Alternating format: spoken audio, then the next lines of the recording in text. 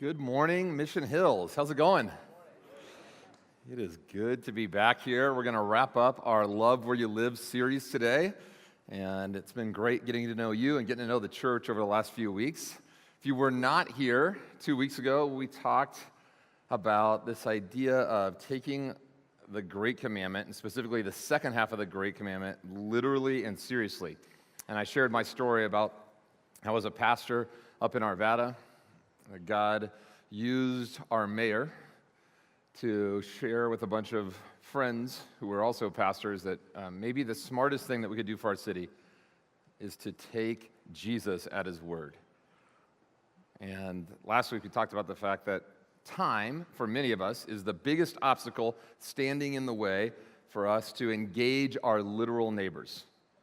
And this week we're going to talk about what I believe is the second biggest obstacle, and that's the obstacle of fear. How many of you remember the "What Would Jesus Do" bracelets? Remember those? How many of you are wearing? Is anybody wearing one right now? Nobody's going to admit to anybody. Nobody wants to. You think I'm going to do something weird to you, huh? The heart behind those bracelets, I actually love, because I think real spiritual maturity is this: is growing more and more so that our lives look like the life of Jesus and they're modeled after the life of Jesus. And so this little movement was birthed, and the bracelet was supposed to be something that you looked at and that helped you think through the filter. Every time you had a decision to make or wanted to orient your life around something, you'd think through this filter of, I wonder how this lines up with how Jesus lived. And people like me would stand up here and talk about, hey, you know, Jesus prayed a lot. Do you pray a lot in your life? Because I think that's what Jesus would do. Jesus spent a lot of time in the Word, and he knew the Word. In crucial times of his life, he would lean into the Word. That's what Jesus did. Jesus would pull away and experience solitude. So there's all these different things, these spiritual disciplines that we would talk about in light of what would Jesus do. There's one that never made the list. And it's the practice of hanging out with people that are so sketchy that they make the religious people uncomfortable. This is something Jesus does over and over and over again, but we never think about it as a spiritual discipline. We never think about it in the "what would Jesus do" category. Jesus hangs out with the type of people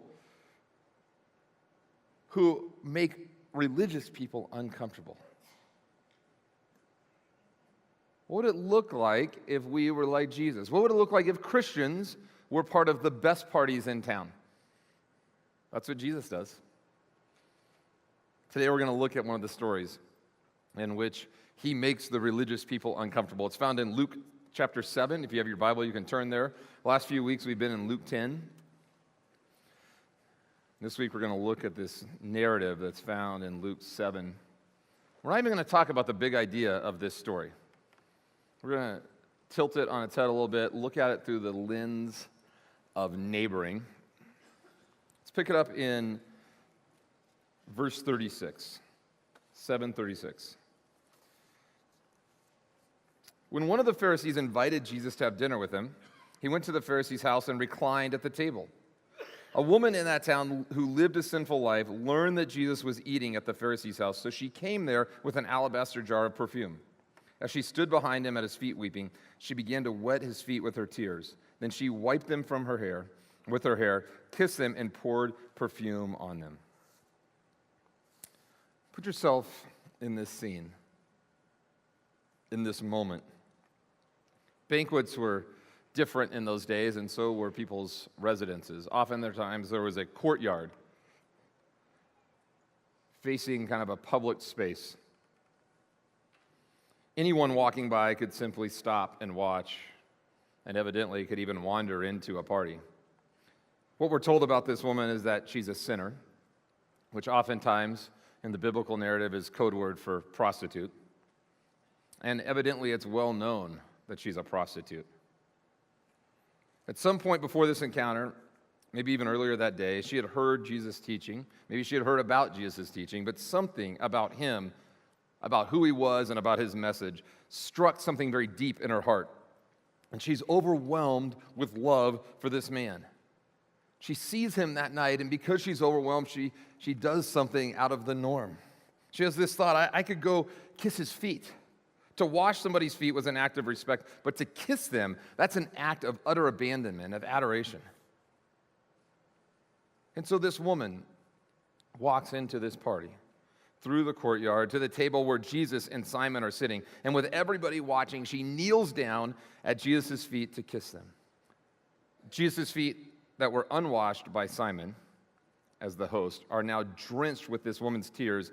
And then she lets down her hair and she begins to dry off Jesus' feet. As we read on, we learn that she has this alabaster jar of ointment, one that she probably wore around her neck, and because of her profession, one that is probably the most expensive possession that she has. She empties the whole thing out. She pours out her life. She can't anoint his head because in her mind, she is a sinful woman and this is a holy man.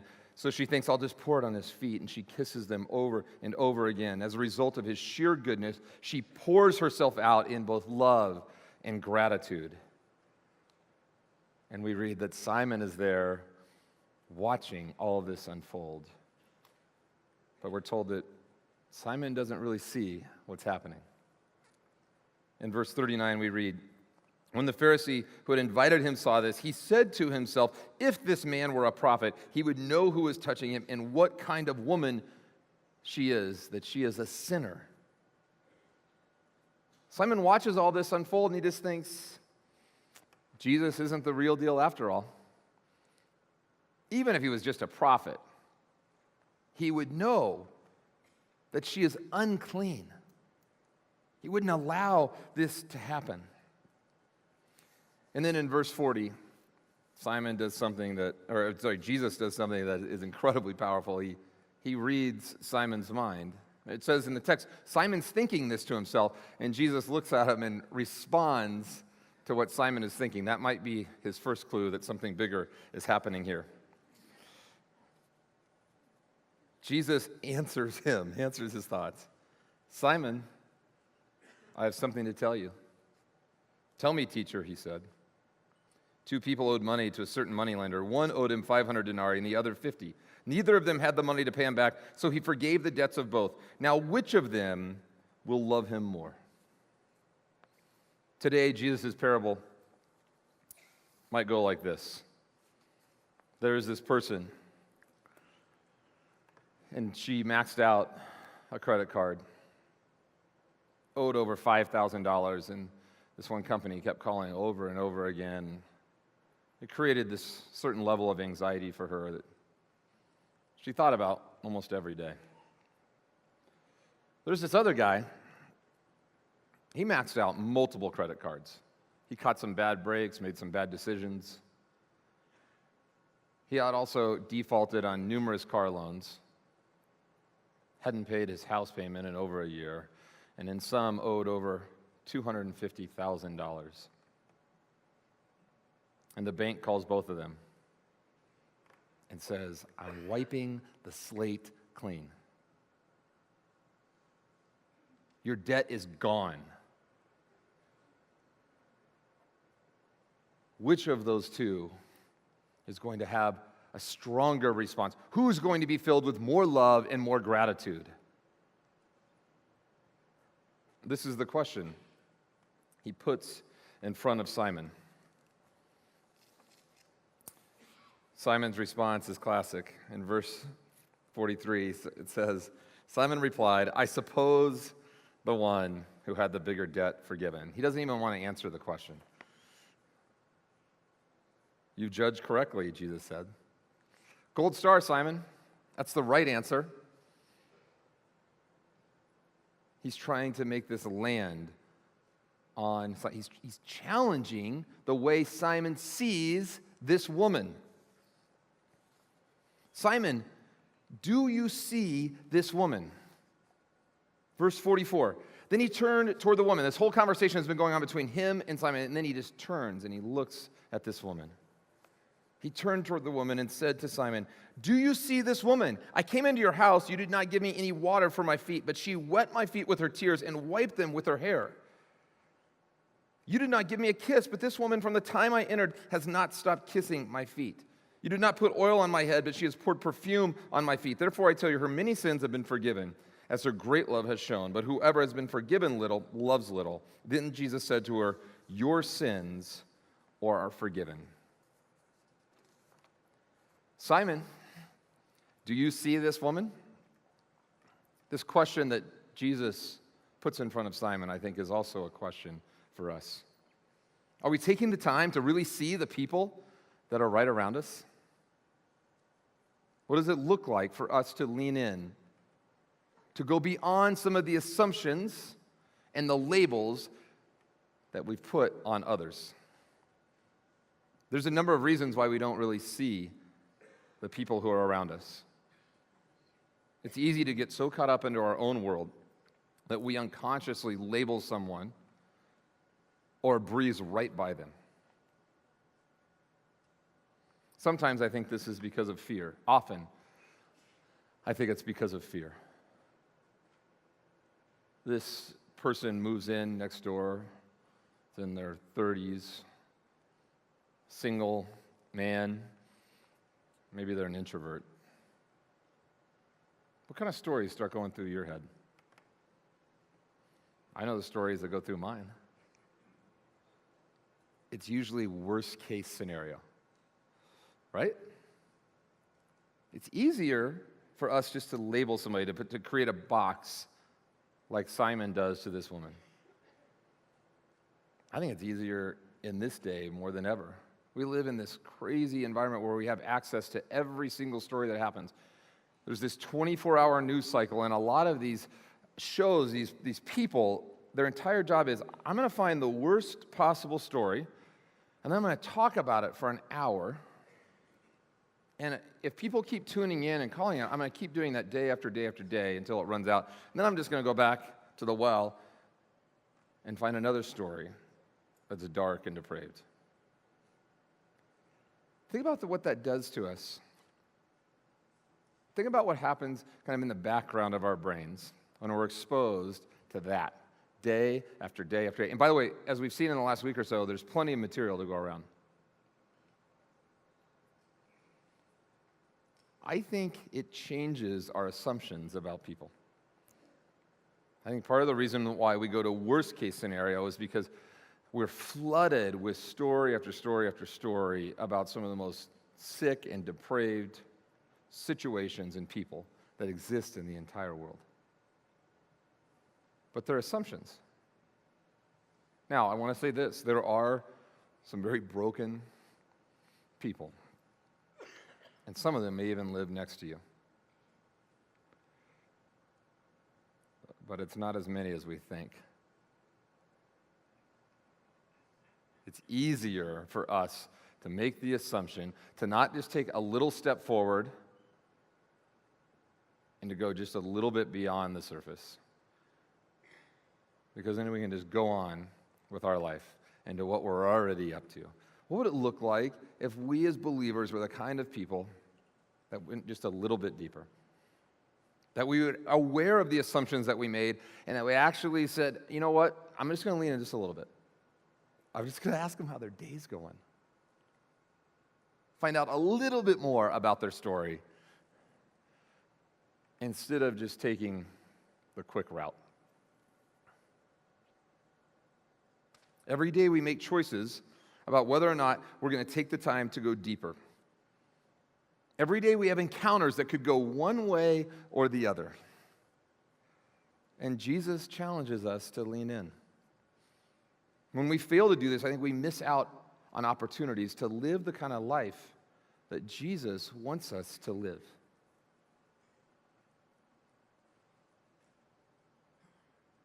Simon, do you see this woman? Do you see the people that God has put all around you? Or is a lack of time or an assumption hindering you from being able to do that? There's another incredible neighboring principle in this text.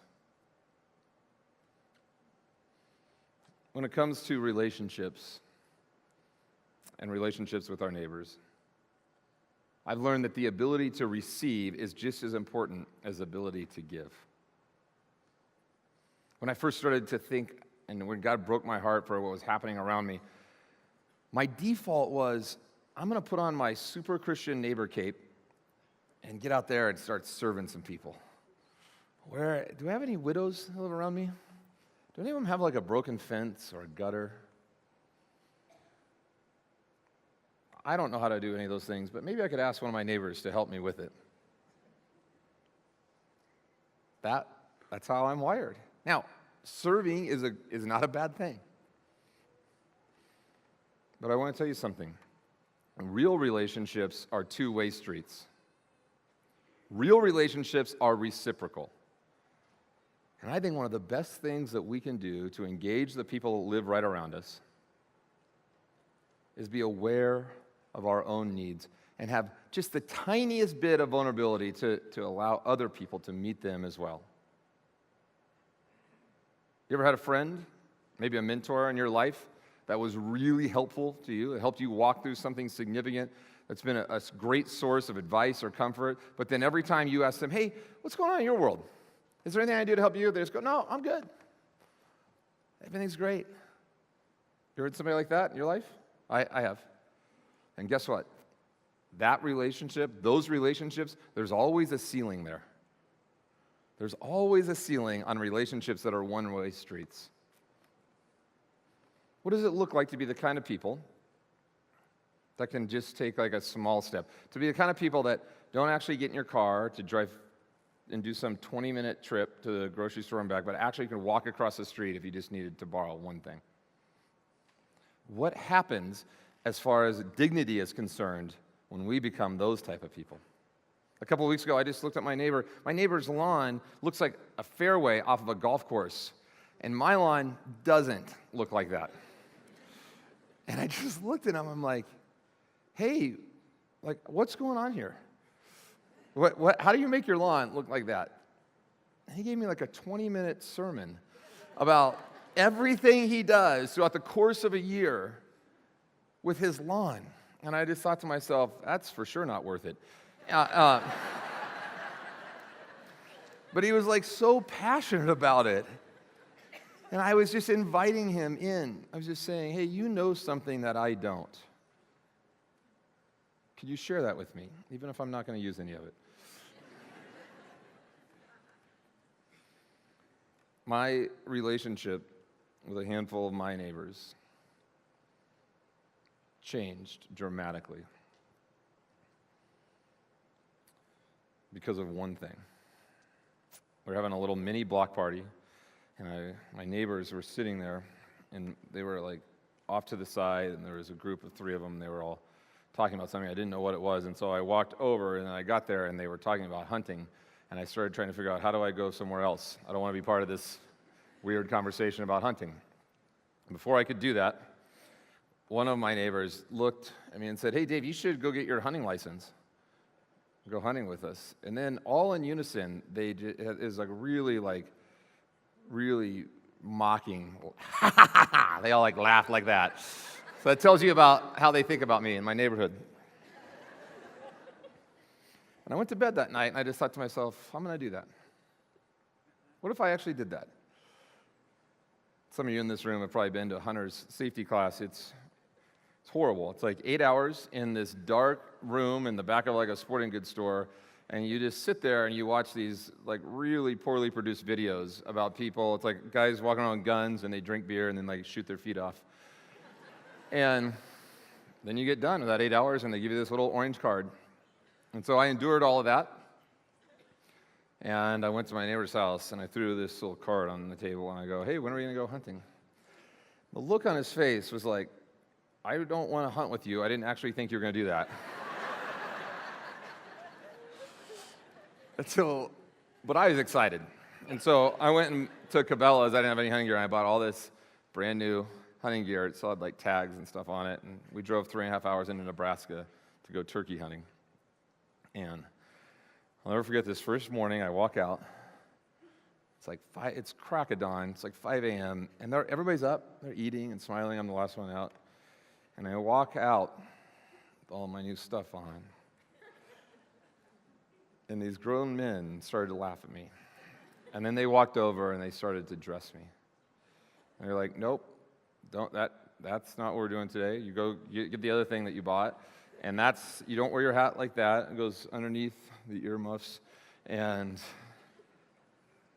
I'm sitting here as a man. These other grown men are dressing me. And then we go out and we drive into this place.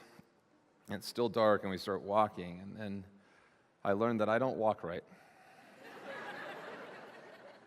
Evidently, I'm louder than you're supposed to be. And so they start teaching me how to walk.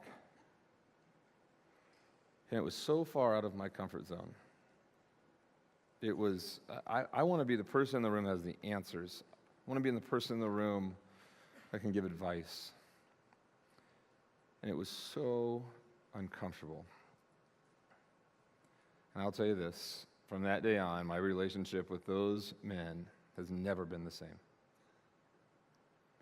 I got over this fear of being the dumbest person in the room. And I allowed them to teach me. Over and over and over again throughout the text, Jesus allows people to serve him. This is the Son of God. Does he need these people to serve him? I don't think so. I think he's modeling this for us. He's saying one of the best things you can do to build relationships with others is to allow yourself to receive.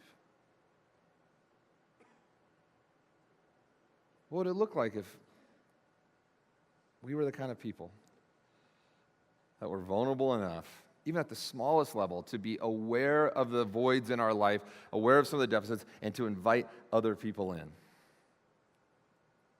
What would that do to us? What would that do to the people that live around us in our neighborhoods?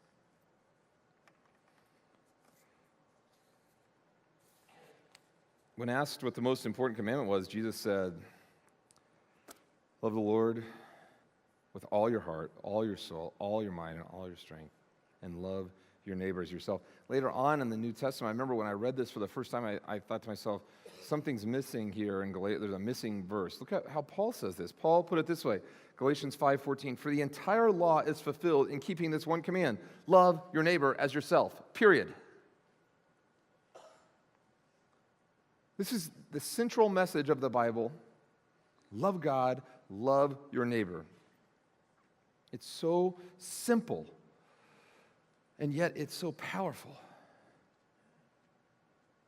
Can you imagine if believers everywhere said, I'm going to make the abstract concrete? Or maybe, could you just imagine what would happen in this one church? This gets really interesting to me. There's about 1,500 households that call this church home. Can you imagine what would happen if just the people of Mission Hills said, I'm going to learn and retain and use the names of the people that live around me, and then I'm going to take the next small step.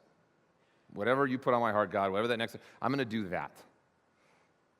So wrap your head around it. That's 1,500. So that means 12,000 households could be touched by this one church. And by those are households, not just people. So let's go low and say that there's 3 people in each of those households. 36,000 people would be touched by this church if we actually did it. Not like, well, I'm sure the person sitting next to me will do it. No, if every single person made a commitment to do that. And what gives me a lot of hope is that the leadership here bleeds this. They introduced you to this a couple of years ago. They've continued to lean in. They didn't just invite me in here to do some 3-week series and then on to the next person. This is something that they're praying gets baked into the DNA of this place. And I think it's right. I think it's the best way forward for communities of believers to begin to engage and to live out the New Testament with people that think like them and with people for sure who do not think like them. But it takes all of us being willing to use this for something more than just holding up somebody's piece of art. And so I want to invite you to reflect on that and to think about what you want to do with what we've been talking about over the last 3 weeks. As we wrap up this series, I think it's crucial for us to remember that the second half of the Great Commandment flows out of the first. It flows out of our love for God.